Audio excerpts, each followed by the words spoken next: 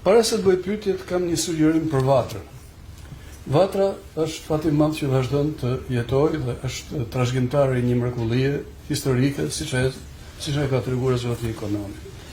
Vatra sot gjendet në disa situata kur janë përshkruar shumë bukur edhe në librin Apostullit. Pra, grindje, zënka, kontradita, teka, ngaherë dhe zënka për principe të caktuara.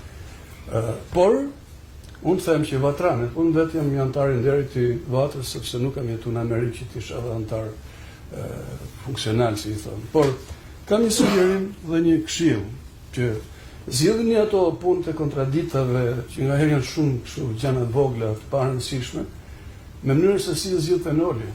Noli zgjidhet të gjitha me votë. Me votë pa manipuluar, sepse ne shqiptarët manipulojmë votën kudo që jemi. Me votë të drejtë dhe mos të përjashtohen njerëzit sepse dikush nuk do të më pas edhe jam yll derën, por t'i fus në votim.